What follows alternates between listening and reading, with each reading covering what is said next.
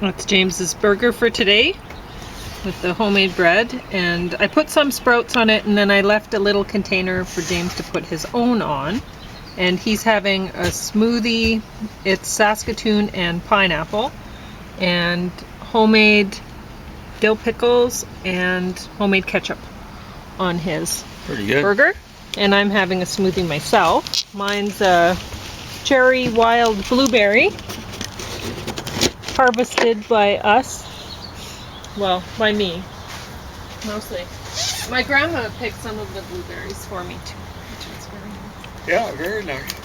That's a nice day picking blueberries, but she picked some on her own, is what you're saying. No, she picked them, and then she gave what she picked to us that day.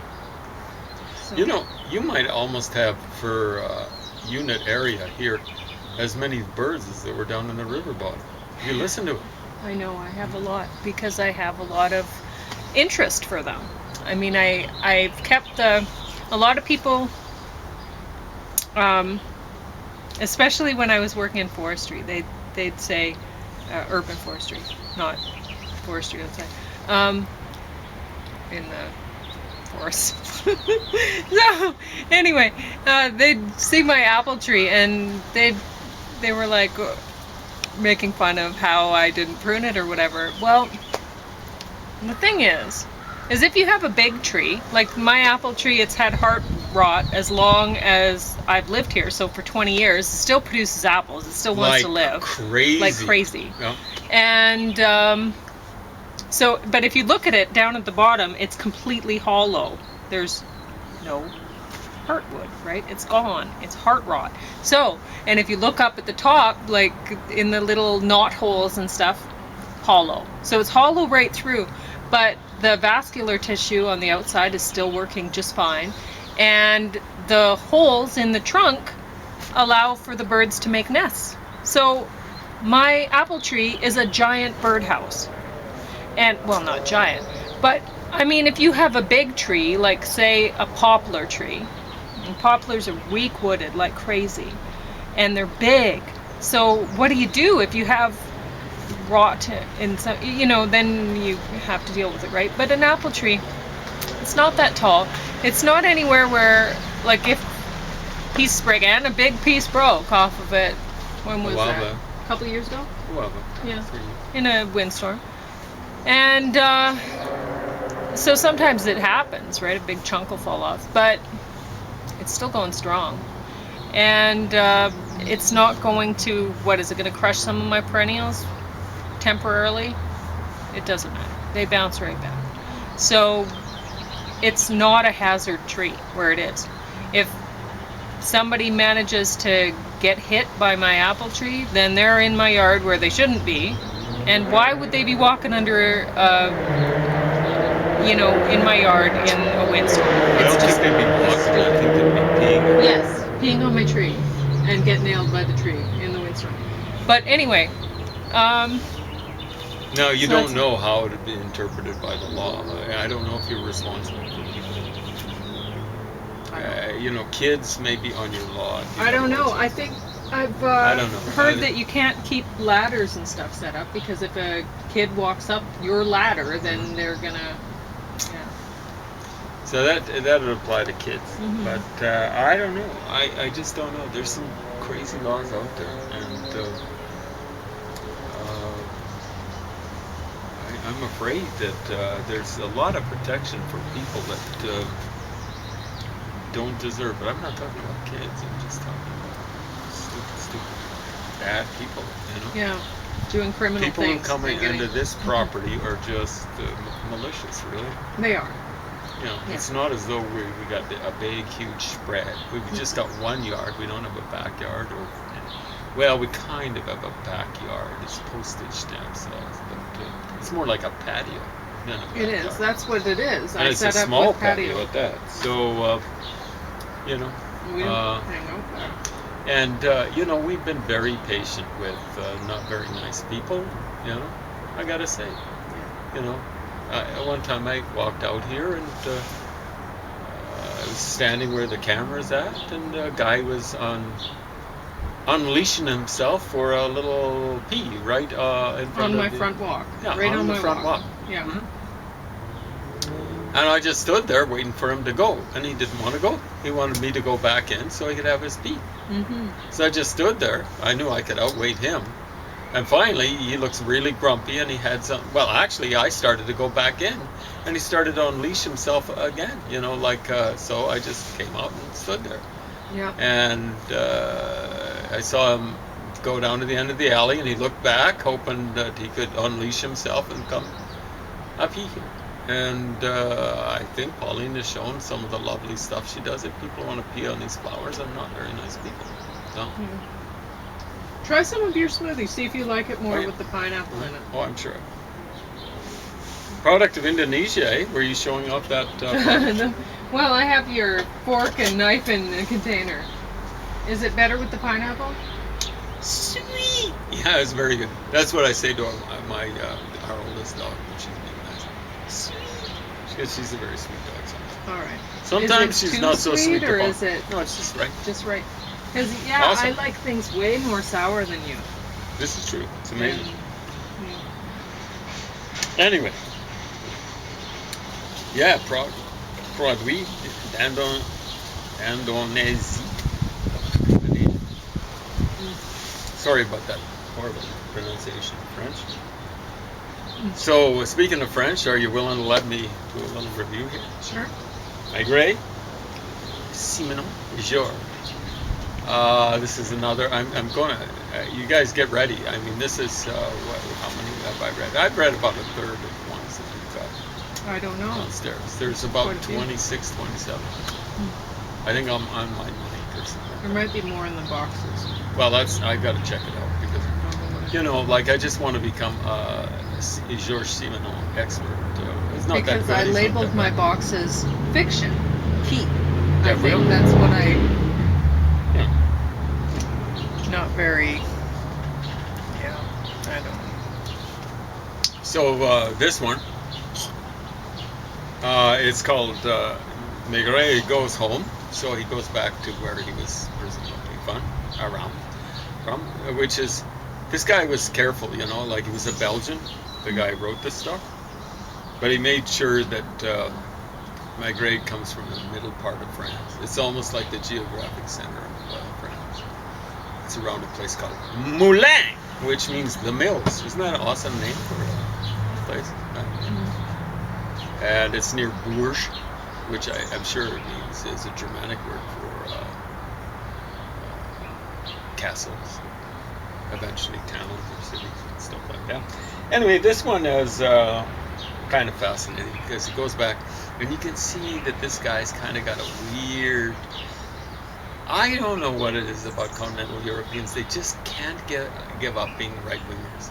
They really, down deep, they have aristocratic values. We're talking about what they valued, megalomaniacs in Europe, according to one study, and I think there might be something to it. I've played soccer with Europeans, and what the megalomaniacs tended to emphasize were their artistic and athletic abilities in continental Europe.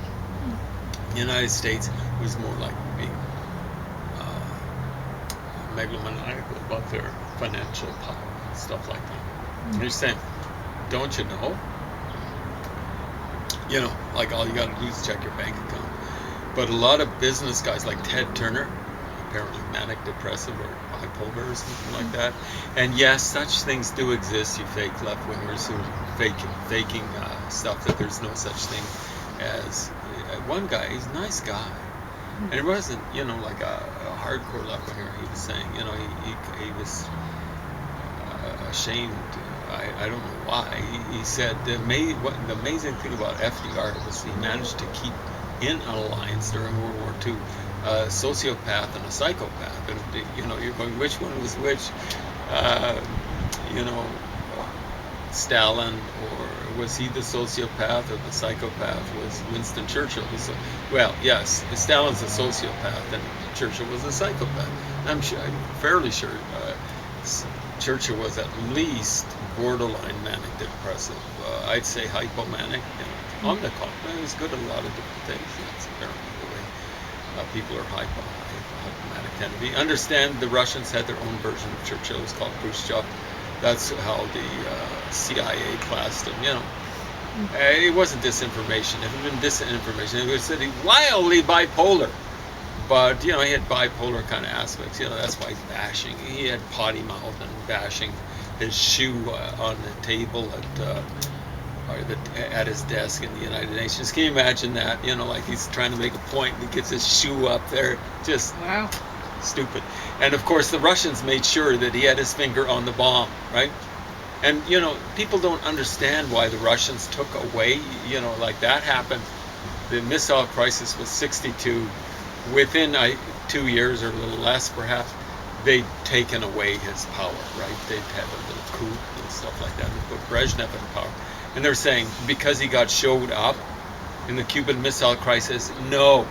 Even the Russians were smart enough to realize that they couldn't have this stupid idiot. They couldn't trust him with his finger on the bomb, you know. And a lot of people say, blame, you know, these are the fake left-wingers blaming Kennedy. Kennedy was different from his older brother, and he was different from his dad. You know, like he was a middle child. He's different from Edward Kennedy. I've run across this study about birth order, and I'm afraid there's a lot to it, not just some to it. And, you know, like older brothers tend to be very conservative, oldest brothers. They tend to be the most violent of the brothers, except for the youngest. And the youngest are just wild and crazy, like Teddy Kennedy. Joseph Kennedy, Joe Kennedy Jr. was, you know, like he drove an experimental plane and he crashed and died in World War II and stuff like that, which kind of made a hero out of, I'm sure, what was going to be a zero. But middle children middle son, tend to be careful and calculating in a nice kind of way. You know, like, do I do this? Don't I do this? What are the implications? And stuff like that. That's actually the way, aside from the way he treated his wife and women, that's the way actually Jack Kennedy was. He was actually very careful. He was kind of he did the Bill Clinton thing. And of course, left-wingers, fake left-wingers, can't stand Bill Clinton because he hewed towards the middle. Hey, he made the Democrats electable. They were unelectable for almost a generation, you stupid morons. They made them electable. Yeah, we were listening. James is thinking about this because we were listening to the CBC and they're talking about the riots in the United States and stuff like that. And there was a woman saying something, correct me if I get it wrong, but something like it's important, you know, it's important to be protesting and voting and this and that. And she was saying people who are privileged or this and that have no say in what's going on, kind of thing. Was that basically what she was saying? Should have no say. And in other words, they shouldn't be telling black protesters how to protest. But the thing is when, like, I've watched a video on, it was done in Quebec, which was really great, and I can't remember the name of it, and it's too bad. It was a documentary about police breaking up protests and stuff, like peaceful demonstrations, and then somebody will start doing like anarchistic sort of activities, like chucking bricks, whatever, chucking bottles. And but the protesters, they were peaceful. And who is this person wearing a mask? And so they were showing that the protesters had cameras and they were filming this, and the people who are wearing masks were wearing their police boots while they were wearing the masks. While they were pretending to be protesters who were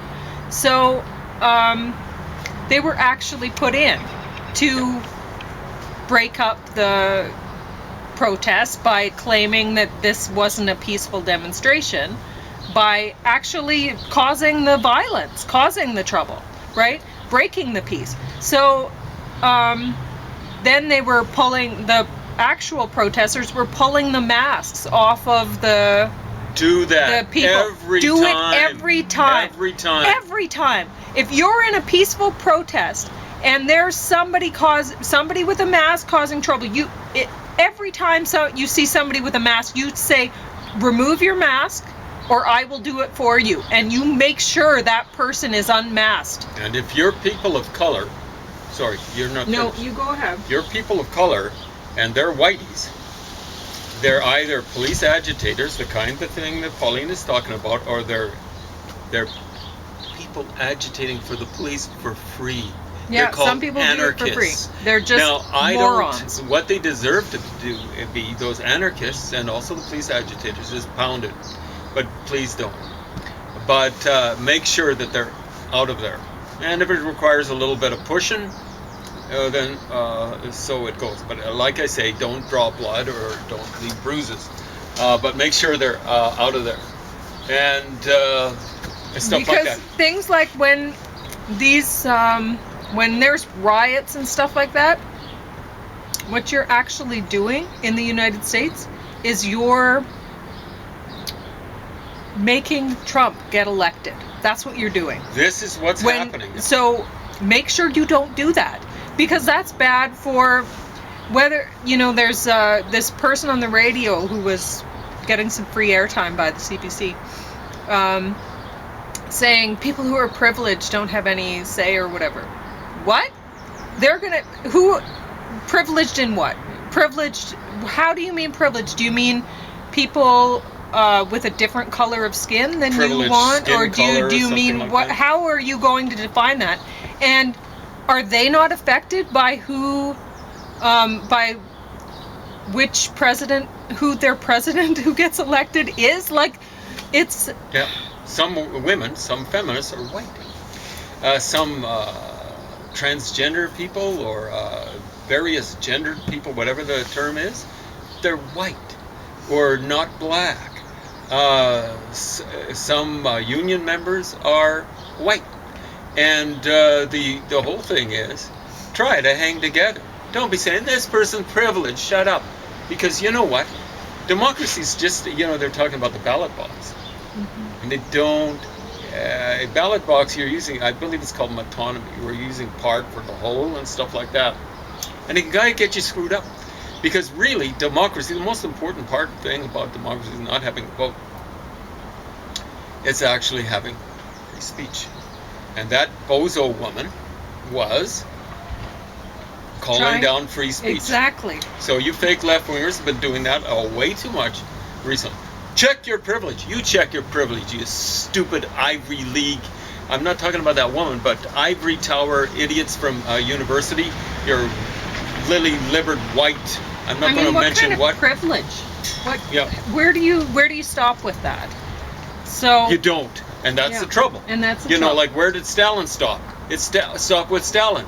He had the right to witch hunt anyone, and when you guys witch hunt, when you really get your controls on the witch hunt lever, people get killed. I don't trust you guys. You don't believe in democracy. You don't believe in free speech. You really don't believe in free voting and all that sort of stuff. I've seen you guys. I've read about you guys all through the Cold War. I didn't live all through it, but I've read about it. I know what you guys are like. I know what you guys are like. You're not to be trusted. You do not believe in democracy. That's why you're fake left-wingers. Yeah, that's so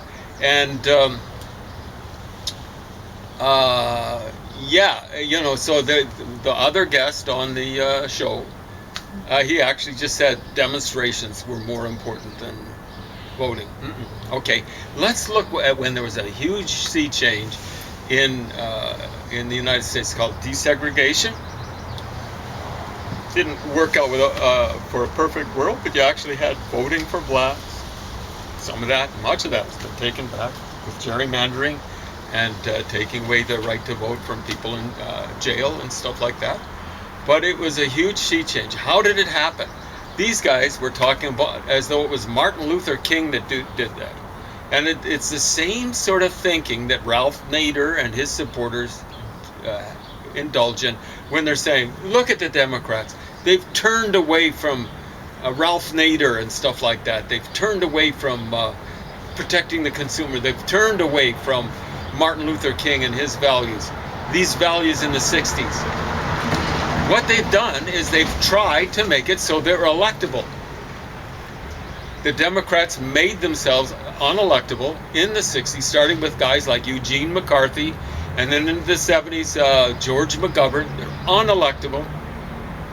And that's what they were like. And, like Ronald Reagan reaped the benefit. So then, Now- I mean, if you don't get elected, well, then you end up with someone like Trump. Again. You end up, it gets Or worse worse. and worse. Trump's worse So- than Reagan.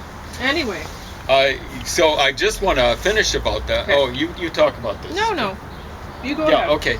So I was watching a documentary about Ralph Nader singing his praises to the sky. He's the idiot who let George Bush Jr. get elected twice, get close enough to steal 2 elections, 2000 and 2004. And this is what, because of this, you end up with, the stage set for Donald Trump. It's gone down and down and down. Nader was responsible for this. He was a huge hero. Look at him in the 60s, standing up to Congress, like they've got a, he's being interviewed. And you look, and some people are being hard buttocked with him, and then they'll say who they are. They're Republicans. And then there are people giving him Fox Network kind of softball thing. Here, kid, hit the home run. And they're Democrats. Ralph Nader was a critter of the Democrats. And they were the ones who made him famous. They were having these hearings, congressional hearings, and they were giving him softballs. Come on, Ralph, hit this. We know you're stupid, but you can hit a home run. They let him hit home runs. It's the same thing with Martin Luther King. He wasn't nearly as stupid as Ralph Nader. But what happened was, if it had been the Republicans, and him doing these 200,000 people demonstrations, there would have been the National Guard out beating their heads in. Mm-hmm. Okay, so, yeah. So this is the last of my little Ajoane plants. And James is going to eat this on his sandwich. And it's the last of this art project. So using the K-cups to make little seedling sprout gardens for James's food. And you can go ahead. This is Ajoane or something like Yeah, that? Ajoane. Ajoane. And what is it related to? Well, it's an Indian spice. East Indian. Is Yeah. that what I lost a lot of stuff. Yeah, you did. I don't know how that happened. How did that happen? I I don't know. I But can't anyway. see where I can feel as though it's my fault. So what I was gonna say is these you could eat the roots, if you wanted. But sometimes they're fibrous and they don't really feel that great in the throat or whatever. So it's just easiest to, unless you really want to eat the whole thing. But anyway, my hopes with these little K-cup gardens were that little kids could be growing them, and then Like a school project? just at home. There we go. I mean, stuck at home at COVID. What do Yeah, you that's do? right. And the kids keep busy doing this, and they feel like, oh, look at what I've done, right? And then they're more likely to eat it because they've grown it. They've found that with vegetables and children studying. Peas? And well, anything. If a child grows the vegetable themselves, they're more likely to eat it. That makes sense. So if you want to encourage your child to eat more vegetables, garden. It's great. They will eat more vegetables. Maybe you will Studies too. have shown that, and you may too. Yeah. And it'll be a great bonding experience and whatever. Yeah. Now, if you have followed through with your K-cup garden project and you just can't get enough sprouts, well, there's way more efficient ways of growing your sprouts than this. Not as cute, but you can look that up. I have some mung beans sprouting right now inside in a jar, and oftentimes people will use a jar and they'll just put some cheesecloth over the top of the jar and put an elastic band, and then they'll just rinse it out that way. So they don't have to keep using a colander or whatever to rinse the seeds out. So that's one way, is jar with cheesecloth and just keep rinsing it. Same sort of thing as this. You just keep rinsing it out.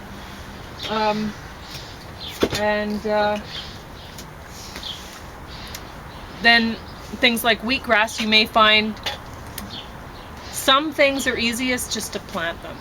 So if you take a tray, I have a lot of recycling pie containers from Costco that I like to use, and another good one are the containers that they put their carrot cake in and stuff, because I used to get those for free when I'd go to the Furniture Depot at the Salvation Army, because they'd give those out for free. And then I had these containers, which work really great for sprouting things. Or do they hold water or they leak something? yeah, no, they hold water. Yeah, that's so, what I thought. It's pretty yeah, awesome.